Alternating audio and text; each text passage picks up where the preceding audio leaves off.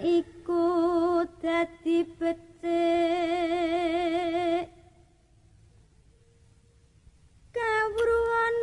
Assalamualaikum warahmatullahi wabarakatuh. Kembali lagi bersama gua di channel Padepokan Misteri. Kali ini gua akan melanjutkan sebuah pengalaman horor yang ditulis oleh Mas Wahyu, yang mana judulnya adalah Disetubuhi oleh Genderuwo Waktu Mendaki di Gunung Argopuro Part 2. Bagi kalian yang belum mendengarkan ceritanya yang part 1, silahkan kalian klik link yang ada di kolom deskripsi. Yuk kita lanjut ceritanya. Setelah sarapan dan bersantai sejenak, kami pun berkemas dan pergi meninggalkan Danau Taman Hidup, turun ke base camp Bremi. Dari Danau Taman Hidup ke base camp, kami harus jalan kaki 2,5 jam.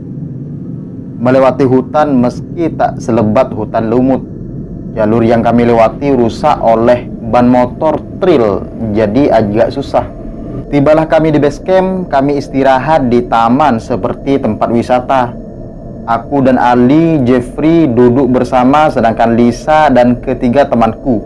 Mereka tadinya sih berfotoria di taman, tapi entah kenapa mereka batang hidungnya tidak kelihatan. "Jeff, semalam kau kenapa?" tanya Ali. "Kau bilang kau mengalami hal aneh. Apa itu?" Jeffrey malah mengajukan pertanyaan padaku. "Lah, kau mengalami apa?" sahut Ali. "Jadi gini teman-teman, waktu kita ngecamp di Sabana Lonceng, aku mendengar suara bunyi lonceng. Lonceng itu berbunyi mengiringi hembusan angin. Jika angin berhembus kencang, lonceng yang terdengar pun juga kencang. Awalnya aku kira itu lonceng pendaki. Aku tungguin kan, gak ada tanda-tanda pendaki lain yang lewat, tapi lonceng itu terus terdengar. Setelah suara lonceng itu sedikit mereda, muncul suara rintihan dan tangisan yang memilukan. Suaranya terdengar menyayat hati. Terus dengar suara kuntilanak cekikikan, ya ampun. Merinding aku kalau mengingat kejadian itu, tuturku sambil mengusap lenganku. "Suara lonceng? Kau yakin mendengar suara lonceng?" tanya Ali. "Demi Tuhan Al, aku mendengarnya. Aku bangunin Lisa, dia terbangun, tapi dia menggerutu. Dia bilang dia tidak mendengar suara apapun, kecuali suara angin ribut." "Berarti aku juga gak mimpi. Aku juga mendengar suara lonceng itu, tapi tak kuhiraukan," kata Ali. "Kenapa kau gak bilang kalau juga dengar suara lonceng sih Al? Aku jadi ketakutan sendiri. Kau bersikap biasa aja pagi itu," protesku. "Gila apa aku cerita-cerita yang ada malah bikin teman yang lain heboh," jawabnya Ali. "Di Danau Taman Hidup kau mengalami kejadian aneh lagi gak?" tanya Jeffrey. Enggak sih, tidurku nyenyak, hanya saja aku mimpi indah tapi juga aneh." "Aneh kenapa?" kata Ali. "Malah aku mau cerita," jawabku. "Udah gak usah malu, ayolah kau mimpi apa, ceritakan padaku. Pingsanku semalam mungkin ada hubungannya dengan mimpimu itu," kata Jeffrey. "Tapi jangan diketawain ya, dan kalian jangan mengolok-ngolokku." Ya, gak akan aku janji," jawab Jeffrey sambil menguncungkan jari tangan dan jari telunjuknya padaku. "Aku semalam mimpi ketemu cowok ganteng banget. Senyumnya itu ya ampun bikin aku meleleh. Dia membelaiku, menciumku, pokoknya perlakuannya padaku membuatku melayang. Terus kami bercinta," jawabku dengan tersipu malu saat mengingat mimpiku itu. Buset, sange lo," diletuk Ali. "Ali kan cuma mimpi Al," jawabku sambil memukul lengannya. "Kau ada rencana buat mimpimu itu jadi nyata nggak? Aku siap membantu beneran deh," kata Ali. "Ih, apaan sih? Gundulmu apek," kataku sambil menoyor kepalanya. "Otakmu itu mesum. Kau mimpi seperti itu, terus tadi kau bilang ada yang aneh.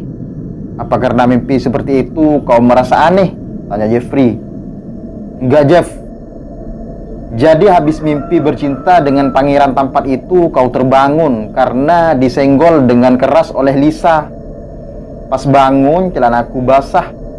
Kukira aku ngompol, ternyata enggak. Wah, ini fix bener kau sange kan? Kata Ali. Al berhenti menggodaku. Kau udah janji gak mencibirku tadi, jawabku.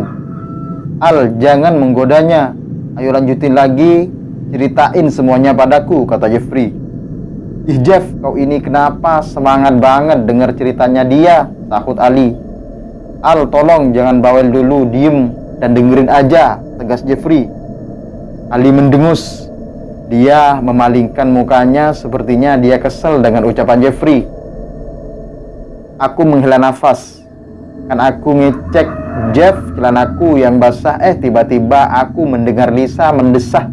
Dia masih tertidur. Dia bergerak kayak gelisah gitu. Terus aku bangunin dia dong. Pas aku tanya apa dia ketindihan, ternyata dia mimpi. Dan kalian tahu gak, mimpinya si Lisa itu sama kayak mimpiku bercinta dengan cowok tampan, tuturku. Astagfirullahaladzim. Jangan-jangan kenapa Jeff? Tanyaku memotong ucapan Jeffrey. Ya Jeff, kenapa? Sahut Ali. Duh gimana ya ngomongnya? Kamu jangan kaget ya, kata Jeffrey sambil memegang pundakku. Kenapa sih? Udah ngomong aja, jangan bikin bingung, kataku penasaran.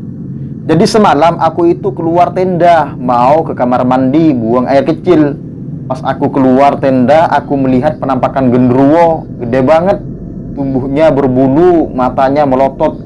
Genderuwo itu sangat menakutkan. Baru pertama kali ini aku melihat makhluk menakutkan seperti itu. Saking ketakutannya tubuhku sampai membatu. Aku gak bisa bergerak, juga gak bisa teriak. Genderuwo itu melihatku, dia terus memandangku. Bahkan aku yang ketakutan hanya bisa diam, membatu. Bahkan mau teriak aja suaraku gak keluar, seperti tertahan di tenggorokan. Genderuwo itu berjalan, kukira dia akan menghampiriku, tapi ternyata dia jalan menuju ke tenda kalian. Dia menembus tenda kalian. Setelah itu aku gak tahu lagi, tubuhku lemas. Pas bangun aku udah ada di dalam tenda, dikerubutin anak-anak. Yaitu aku yang menggotongmu. Aku bangunin anak-anak yang lain biar dibantuin, soalnya aku gak kuat mengangkatmu sendirian. Tapi semalam kutanya, kau jawab gak apa-apa, tutur Ali. Itu karena aku gak mau bikin gaduhan, Al. Aku gak mau bikin teman-teman yang lain panik. Pas bangun aku inget genderuwo itu masuk ke dalam tendamu. Aku takut kalian kenapa-napa. Makanya semalam aku langsung ke tendamu dan membukanya. Karena kalian gak apa-apa, aku sedikit lega. Tapi pas aku dengar ceritamu tadi, pikiranku salah. Ternyata emang terjadi sesuatu sama kalian berdua. Maksudmu apa, Jeff? Tanyaku. Tadi kau bilang kau mimpi bercinta dengan pangeran tampan, sedangkan Lisa juga mimpi hal yang sama. Mana ada mimpi kok samaan kayak gitu? Terus tadi kau bilang pas bangun celanamu basah, celanamu itu basah. Dan emang bener yang dibilang Al, berarti kau semalam horny. Kau juga melihat Lisa tidur mendesah. Dan aneh kan? Terus dia juga basah kan celana dalamnya? Dari ceritamu aku bisa menarik kesimpulan kalau emang ada yang terjadi dengan kalian berdua. Semalam kalian disetubuhi oleh genderuwo itu. Aku pernah lihat di YouTube misteri kalau genderuwo itu bisa memperkosa perempuan. Dia suka memperkosa perempuan. Yang bener Jeff? Tanyaku tak percaya. Jeffrey mengangguk. Demi Tuhan aku melihat genderuwo itu masuk ke tendamu. Apa? Aku disetubuhi genderuwo? Dek, aku tersentak kaget. Pikiranku langsung tak karu-karuan. Aku gak percaya dengan ucapan Jeffrey. Semua penuturannya gak bisa ku terima. Ucapan Jeffrey benar-benar membuatku terpukul. Air mataku menetes dengan deras. Aku menangis menyesali apa yang telah terjadi semalam padaku. Ini gak mungkin, aku gak mungkin disetubuhi oleh genderuwo. Jeff, ini semua gak bener kan? Tanyaku. Sabar ya, udah jangan dipikirin, ujar Jeffrey.